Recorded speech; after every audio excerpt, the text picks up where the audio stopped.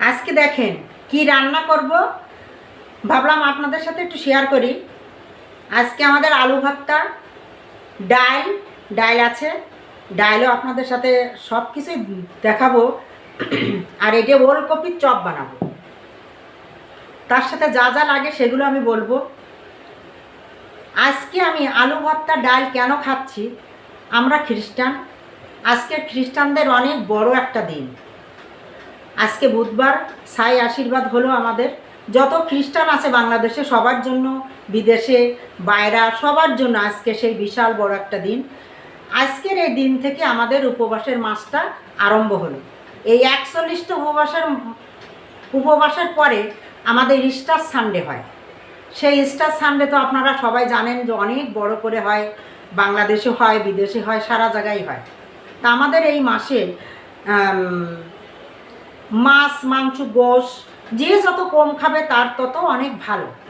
তাই আমাদের প্রায় সময় এই আলু ভর্তা, ডাল, সবজি, এরকম মাছ মাংস বাদ দিয়ে অনেক কিছু আমাদের খাওয়া লাগে। এই মাছটা যত কম খাওয়া যায় ততই আমাদের জন্য ভালো।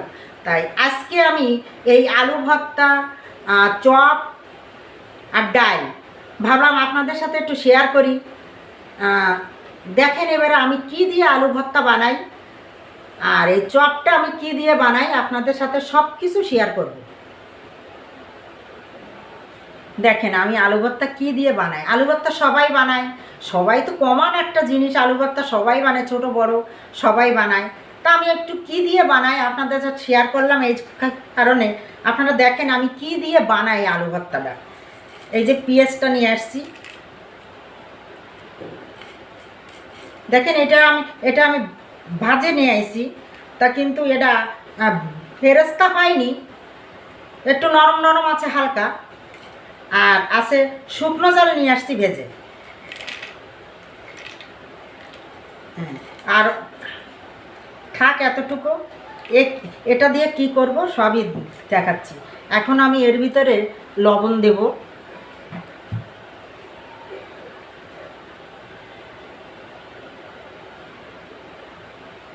স্বাদ মতো লবণ দেব। এখন এটাকে আমি মাখাবো। ঝালটা ভেজে নিয়ে আসছি কি করে সুন্দর করে।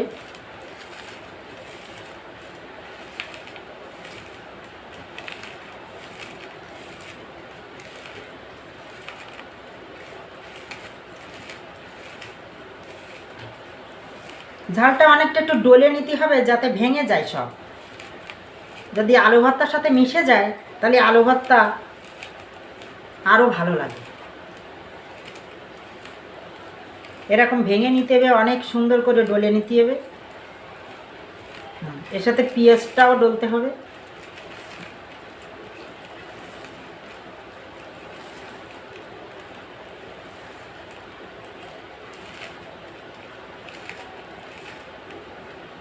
এতটা এই ঝাল পেঁয়াজ আমি আলু ভর্তার মধ্যে সবটাই দেব না, অল্প একটু রেখে দেবো। দেখাচ্ছি পরে যে এইটুক দিয়ে আমি কি করব। এইটুক রাখলাম আর এইটুক আলু ভর্তার মধ্যে দিয়ে দিলাম। এই দেখেন আলুটা কী সুন্দর হয়েছে, করে নিয়ে আসছি, সেদ্ধ করে নিয়ে আসছি। এটা সুন্দর করে মাখাতে হবে। ডালের সাথে আলু ভর্তাটা খুব ভালো যায়।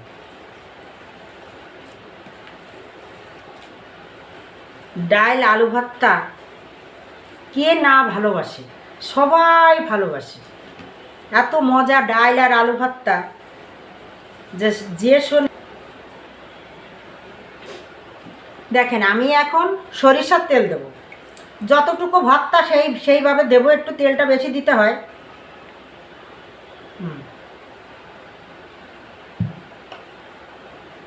আলু ভর্তা একদম তেল ছাড়া ভালো লাগে না। লবণটা পারফেক্ট হবে, তেলটা সুন্দর হবে, ভর্তাটা খুব ভালো লাগবে। এখন এটাকে এরকম গোল গোল করব।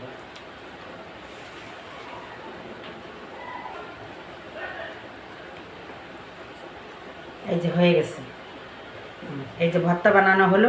এখন একটু দিলাম, এরপর একটু ভালো লাগবে, একটু দেখতে ভালো লাগে সাজায় দিলে। হ্যাঁ, খেতেও ভালো লাগে।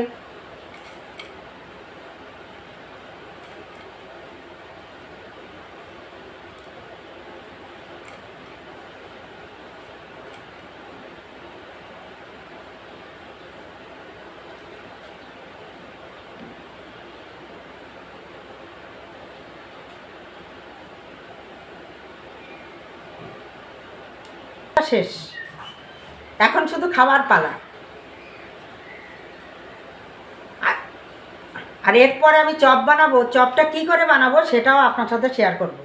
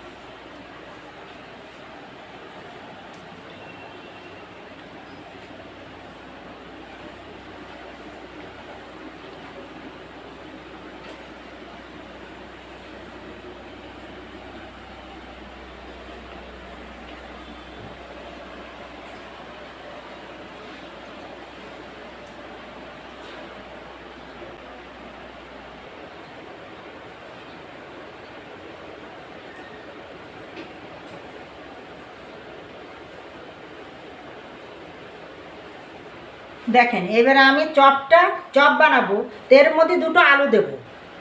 এই আলু, সেদ্ধ আলু নিয়ে আসছি, এই যে সেদ্ধ আলু, এর ভিতরে দুটো দেব, এই ভেঙে দেব। আর দেবো একটু কাঁচামরিচ দেবো, এরকম যার যেরকম ঝাল খেতে ভালো লাগে সে সেরকম ঝাল দেবেন। আমাদের বাড়ি একটু ঝালটা বেশি খায় তো।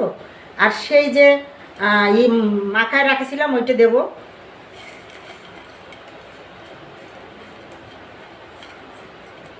আর সে ভাজা পেঁয়াজটাও দিয়ে দেবো। এখন আমি এর ভিতরে একটু হলুদ দেব, অল্প, আর স্বাদ মতো লবণ দেব।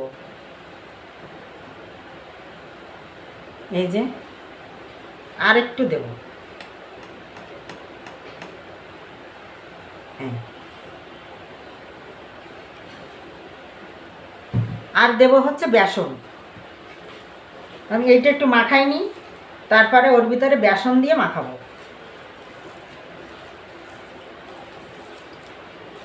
এর ভিতরে আমি এখন বেসন দেব, যতটুক লাগবে আমি মাখানোর পরে ততটুকুই দেব। আগে 2 চামচ দিই, যদি হয়ে যায় তাহলে আর লাগবে না।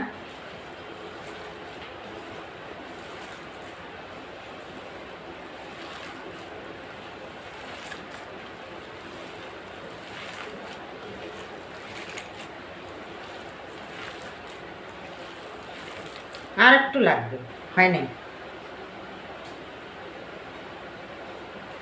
আর 1 চামচ, আর হাফ।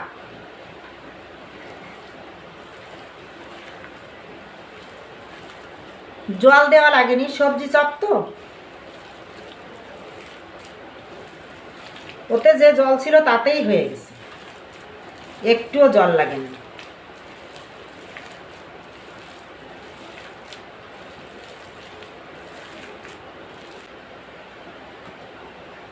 এর ভিতরে হালকা একটু ভাজা সব কিছু দিয়ে মিক্স, যেমন গরম মশলা, শুকনো ঝাল, জিরে, সব কিছু আছে এর ভিতরে, এলাচ, দারচিনি সব একসাথে করে ভেজে আমি এরকম করে রাখিছিলাম গুঁড়ো করে। এই অল্প একটু দিলাম, 1 চামচেরও কম, ভালো একটা ফ্লেভারের জন্য। এবার আর চপের শেপটা দেবো এরকম, যে এরকম শেপ দিয়ে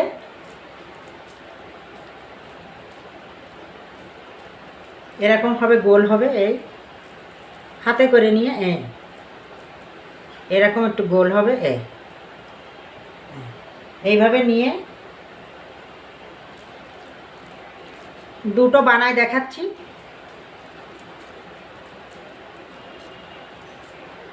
হাতের পরে নিয়ে এক হাতের পরে নিয়ে করলে হয়, আর হাতটা ধুয়ে এসে করলেও ভালো হয়। এই যে এরকম এরকম শেপ দিয়ে বানাইয়ে তারপরে এটাকে ভাজতে হবে। কিভাবে ভাজবো আবার আসছি।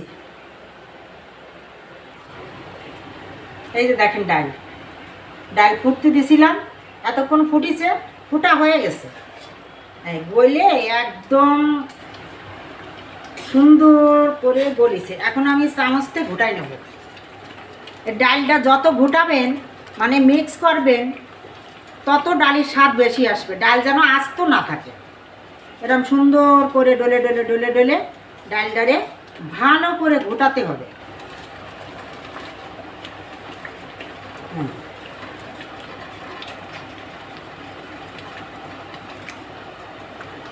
ডাল তো দেখানোর মতন কিছু নাই, সবাই পারে। দেখা গেলো আমার চেয়েও ভালো পারে সবাই, আপনারা পারেন, কিন্তু আমি যতটুকু পারি, যেভাবে আমি খাই, তাই ভাবি যে আপনাদের সাথে একটু শেয়ার করি, একটু দেখেন। জানি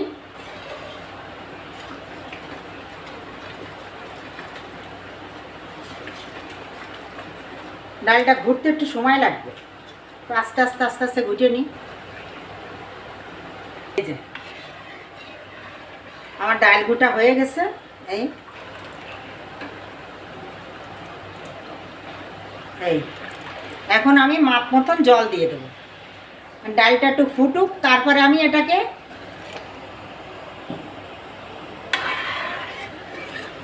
কি করি দেখেন। এটার ভিতরে আমি এখন হলদি লবণটা দিয়ে দেবো। লবণ দেবো স্বাদ মতো, আর একটু হলুদ দেবো। হলুদ বেশি দেবো না, ডালি হলুদ বেশি দিলে ভালো লাগে না, হলুদটা কম দেবো। আমি ডালটা একটু ফুটুক, তারপরে কি করি আবার আপনাদের দেখাচ্ছি।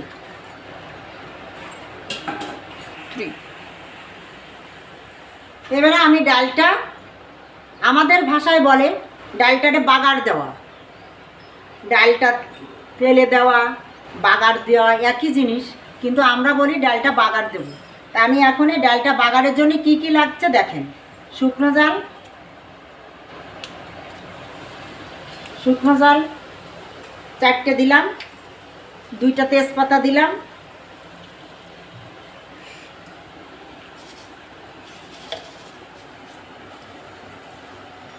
আর দেব কি 5 ফোড়ন। এই যে এটাকে হাতে ডলে দেওয়া লাগে, তাহলে সেন্ট কয় ভালো ভালো একটা ঘিরান আসে। এখন আমি ডালটা ওর ভিতরে দিয়ে দেবো।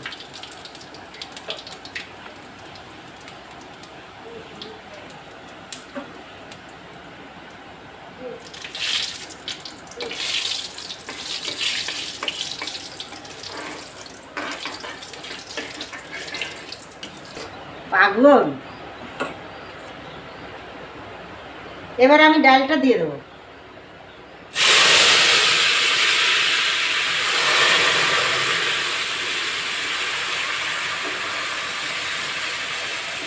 ভালো করে ভেজে দিতে হবে ঝালটা।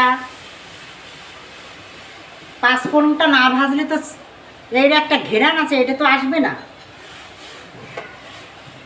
এই যে এরকম হবে, এই যে তো পুরিনি, এই পোড়া পোড়া হবে, এই এরকম। হ্যাঁ, ডালের উপরে থাকবে।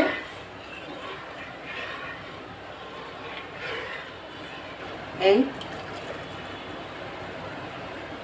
এখন আমি ডালটা নামানোর পরে দেখাচ্ছি।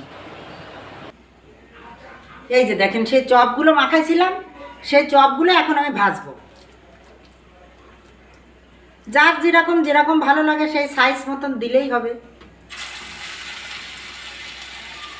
হাতের পরে নিয়ে দেওয়া যায়, 2 হাতে করে নিয়ে দেওয়া যায়।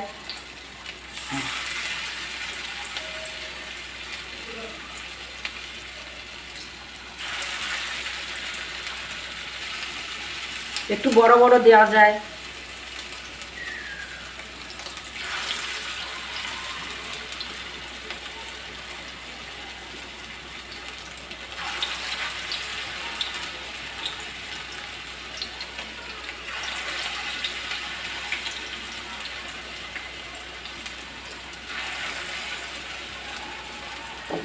আমাদের একটা পিচ্চি আছে, তার জন্যই দুইটা বানায় রাখলাম প্রথমেই।